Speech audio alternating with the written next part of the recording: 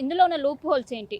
అదేండి మేడం. ఇప్పుడు ఇంకోటి ఏంటంటే మేడం, ఇప్పుడు కాంగ్రెస్ ప్రభుత్వము గిగ్ వర్కర్లకు ఎలాగైతే ఇప్పుడు కార్పొరేషన్ ఏర్పాటు చేస్తుందో అదే విధంగా కూడా మన ఏదైతే అవుట్సోర్సింగ్ వ్యవస్థను కూడా కార్పొరేషన్ ఏర్పాటు చేస్తున్నామని చెప్పేసి వాళ్ళే స్టేట్మెంట్ ఇచ్చుకున్నారు. ఇది మేమైతే తయారు చేసింది కాదు మేడం. అన్ని పేపర్లలో ప్రతి ఒక్క దాంట్లో ఇచ్చినారు.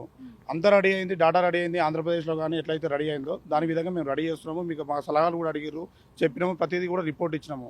కానీ ఇంతవరకు మరి కాంట్రాక్టర్లు ఏమైనా సంచులు మోస్తున్నారా మరి ఏంది అనేది అర్థం కావట్లేదు మాకు. అదే విధంగా ఇంకోటి ఏంటంటే మేడం, ఇప్పుడు ప్రతిదీ ఏజెంట్స్ వాళ్ళు మాకు శాలరీ కానీ ఈఎస్ఐ పిఎఫ్ కానీ టైం టు టైం సకాలంలో కట్టాలి.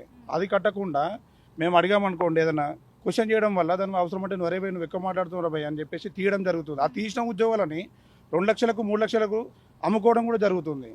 అంటే మేము 20 ఏళ్ళ నుంచి చేసింది ఇక్కడ ఎందుకు 60 ఇది ఒక గవర్నమెంట్ సంస్థ, అందరం బాగుపడతాం, ఫ్యూచర్ ఉంటుంది అని చెప్పేసి ఎవరైనా చూస్తే కూడా పిల్లనిచ్చేటోడు కూడా ఒక సంస్థలో చేస్తుండే మీకు వీళ్ళకి పిల్లోనికి ఫ్యూచర్ ఉంటుంది, పిల్ల కూడా మంచిగా ఉంటుంది అని చెప్పేసి పిల్లనిస్తారు. ఇప్పుడు వీళ్ళు చేసే ఉద్దారకానికి ఇటు ఎవడు పడతాడు, ఇటు చనిపోయిన స్టేట్మెంట్లు పేపర్లలో వస్తుంటే పిల్లని ఇవ్వాలన్నా కూడా ఇవ్వలేకపోతున్నారు. ఈ 15 నుంచి 10,000 నేను దగ్గర 15 సంవత్సరాలు అవుతుంది.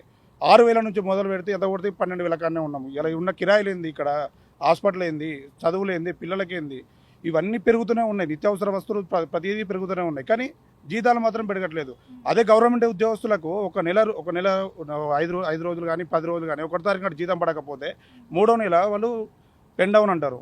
కానీ మాకు 8 నెలల నుంచి 10 నెలల నుంచి కూడా జీతాలు రాకపోతే మేము ఎవరిని అడగాలి? అడగడానికి పోతే ఉద్యోగాలు తీసేస్తా అంటున్నారు. మరి దానికి ఎవరు బాధ్యులు? దానికి గవర్నమెంట్ ఎందుకు ఇలా నిర్లక్ష్యం చేస్తున్నారు? ఇప్పుడు కాంగ్రెస్ ప్రభుత్వాన్ని మేము మద్దతు ఇచ్చి మరి ఏరుకోరి మరీ తెచ్చుకున్నాము.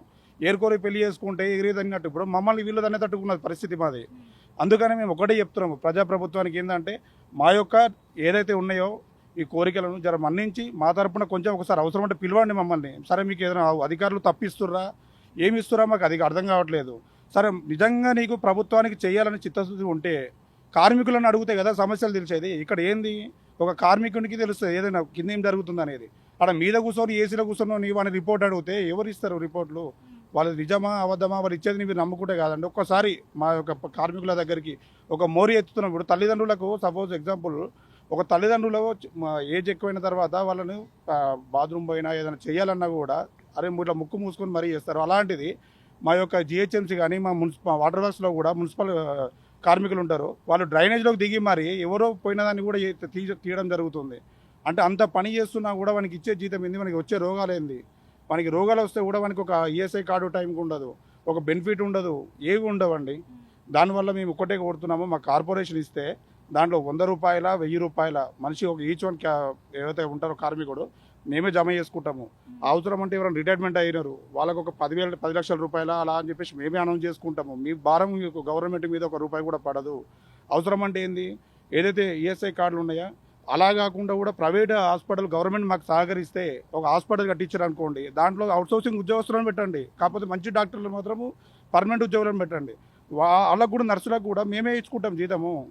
ఇచ్చుకొని దాని ద్వారా మేము ఏదైతే ఓన్లీ ఈ కార్మికులు ఉన్నారు కదా, ఈ కార్పొరేషన్ ద్వారా ఏర్పడిన కార్మికులు వాళ్ళకు మాత్రమే ఇప్పుడు ఆర్టీసీ వాళ్ళకి ఎలాగైతే హాస్పిటల్ ఉన్నదో ఆ విధంగా మాకు కూడా ఒక హాస్పిటల్ కూడా మేము క్రియేట్ చేసుకోనికి వస్తుంది. దానివల్ల ఇప్పుడు పిల్లలకు స్కూల్స్ ఉంటాయి, ఆ స్కూళ్ళకు కూడా చదువులకు కూడా మాత్రం మేము ఇక్కడ చేసుకోనికి ఉంటుంది. ఎవరైనా చనిపోయినారు వాళ్ళకు 10 లక్షల రూపాయలు అట్లా మేము ఆర్థిక సాయం మా రూపాయి మేమే ఇచ్చుకుంటాము. అది కూడా ఇప్పుడు 5,000 రూపాయలు కాంట్రాక్టర్ తింటున్నాడు కదా, అందులోకి వెళ్ళి 5,000కి 4,000 మామూలుగా 5,000 మాకు ఇస్తే వాళ్ళకి 1,000 రూపాయలు పక్కన పెడితే అయినా కూడా మాకు 4,000 రూపాయలు వస్తున్నట్టే కదా.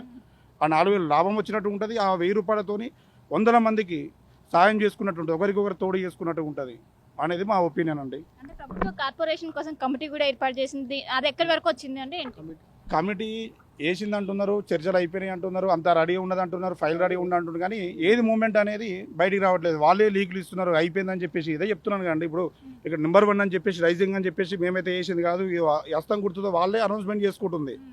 కానీ ఇది బయటికి మాత్రము రిలీజ్ చేయట్లేదు. ఆంధ్రప్రదేశ్లో మన తెలంగాణ ఎందుకు తెచ్చుకున్నామండి, మన నీళ్ళు నిధులు ఉద్యోగాలు అని చెప్పేసి మనం తెచ్చుకున్నాం. కానీ ఉద్యోగాలు నోటిఫికేషన్లు రావడం లేదు. కేసీఆర్ ఉన్నప్పుడు ఆయన రిలీజ్ చేస్తానో ఆయన చేయలేదు.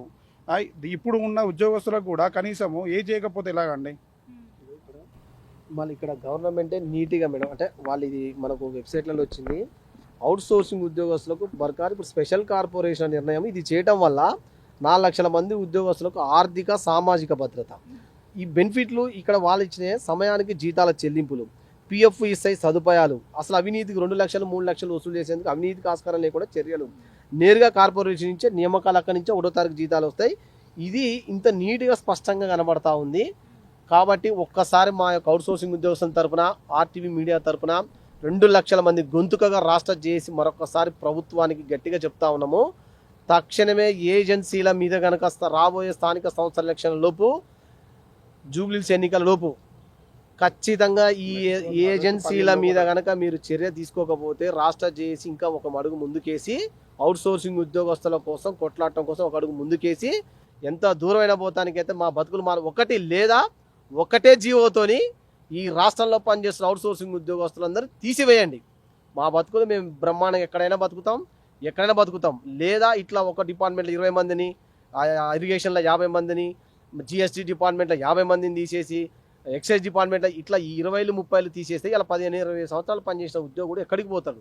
మీకు వ్యవస్థ మీద నమ్మకం లేకపోతే ఒక జీవోతో 2 లక్షల మందిని తీసేయండి, లేదా ఒక్క జీవోతోనే కార్పొరేషన్ ఏర్పాటు చేసి అందరికీ న్యాయం చేయమని చెప్పి మేము ఆర్టీవీ ద్వారా ప్రజాప్రభుత్వాన్ని కోరుతా ఉన్నాం.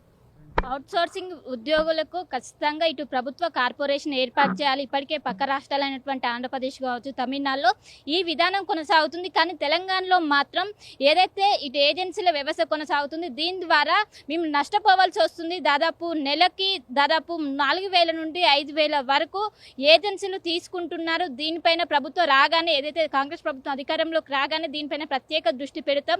ప్రభుత్వ కార్పొరేషన్ ఏర్పాటు చేస్తామన్నప్పటికీ ఇప్పటికీ ఒకవైపు కమిటీ వేసి దీనిపైన కాలయాపన చేస్తుంది. ఒకవేళ దీనిపైన ఆగస్టు 15 పైన దీనిపైన ఎలాంటి నిర్ణయం తీసుకోకపోతే మేము స్తంభింపజేస్తాం. అందరం కూడా ఎక్కడికక్కడ మొత్తం కూడా ఉద్యోగాలు మానేసి రాష్ట్రం మొత్తం కూడా స్తంభింపజేస్తామంటూ కూడా ఇటు ప్రభుత్వానికి అయితే అల్టిమేట్ ఇస్తున్నారు. కెనపర్సన్ కోటితో కలిసి శిల్ప అట్టవే, హైదరాబాద్. తెలుగులో న్యూస్ కి ఫాస్టెస్ట్ యాప్ ఇప్పుడు టోటల్లీ న్యూ అవతార్లో జస్ట్ 5 సెకండ్స్ లో కంప్లీట్ న్యూస్. సోషల్ మీడియాలో ట్రెండ్స్ కి one stop solution. Live TV app voice search option తో ఇప్పుడే డౌన్లోడ్ చేయండి లేదా అప్డేట్ అయిపోండి.